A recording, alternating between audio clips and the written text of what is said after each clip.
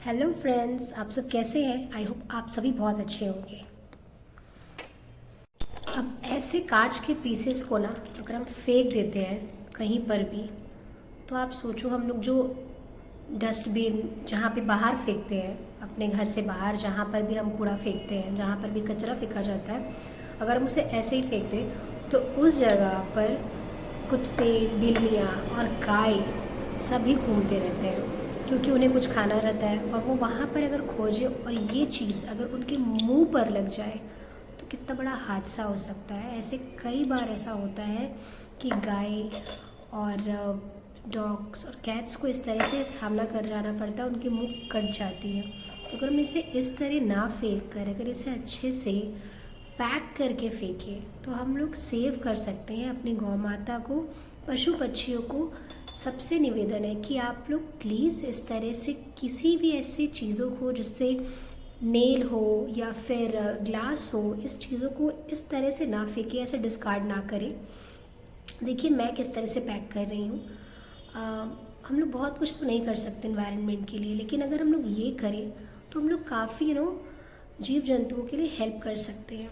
तो आप भी ऐसा करें। अगर आपसे भी हमारे घर में घरेलू में कुछ ना कुछ टूटती हैं, कांच की चीज़ें हैं जिन्हें अगर हम ऐसे ही फेंक देते हैं तो हमारे घर से तो मैस चला जाता है, बट हम देखने भी नहीं जाते हैं कि उसके बाद किसको चोट लग गया। ज़रूरी नहीं है कि सिर्फ पशुओं को, कभी कभी तो जो वर्कर्स होते हैं, हम जब इन्हें फेंक देते हैं तो जब वो उसे चुनते हैं ना, तो उन्हें भी कभी कट्स लग जाते हैं। कभी कभी ये बहुत घातक हो जाता है, कोई बहुत बड़े एक्सीडेंट का रूप ले सकता है, किसी बच्चे को लग जा सकता है, क्योंकि छोटे छोटे रैग पिकर्स भी होते हैं, बहुत कम उम्र के लोग।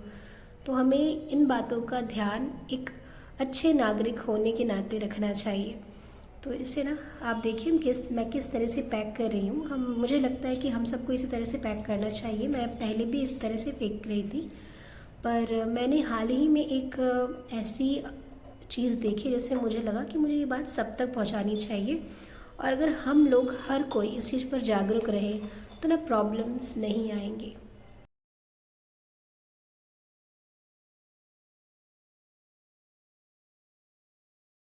हमारे घर पर कई सारे पुराने पेपर्स हैं जिसे हम यूज़ नहीं करते हैं। मैंने उस वेस्ट पेपर से छोटे वाले हिस्से को रोल कर दिया। देखिए साइड से वो फिर भी निकल जा रहा है, इसलिए मैंने उसे डबल रैप कर दिया और उसके एजेस में मैंने मोटा कर दिया ताकि वो शार्प एज किसी को चुभ ना जाए। और उसके बाद मैंने इसे थोड़ा पेपर से मोटा कर दिया और फिर जा कर के मैंने इस पर ना सेलो टेप लगा दिया है। ये मैंने स्ट्रॉन्ग सेलो टेप लगाया है ताकि अच्छे से फिक्स हो जाए। ये मेक श्योर करना बहुत ज़रूरी है कि ये अच्छे तरीक़े से सिक्योर हो जाए, जो कि मैंने कर लिया। और फिर जाके मैंने एक पॉली रैप से अच्छे से इसे बांध दिया है दोनों तरफ से, ताकि अच्छे से खुले ना। कोई बहुत जद्दोजहद करे तो ही खुले। और एक छोटा सा मेरे पास कार्टन रखा हुआ था तो मैंने उसी पे रख दिया। मैंने ऊपर पेन से लिखने की कोशिश की पर उससे कुछ खास लिख नहीं रहा था। मैंने सोचा अपर वाले को भी कवर कर दूँ, नीचे से ही क्लोज था, मैंने उसको भी दिखाने की कोशिश की है। फिर मैं ऊपर से यहाँ पे लिख दे रही हूँ फ्रेजाइल है, क्रॉस का सिंबल दे रही हूँ। बहुत लोग बहुत पढ़े लिखे नहीं होते हैं वर्कर्स, उनके लिए मैंने लिख दिया है ऐसे। और यहाँ पर मैंने ग्लास ऑब्जेक्ट करके मेंशन कर दिया। आई कैन अंडरस्टैंड ये बहुत मेहनत है, पर इतना तो हम कर सकते हैं ना।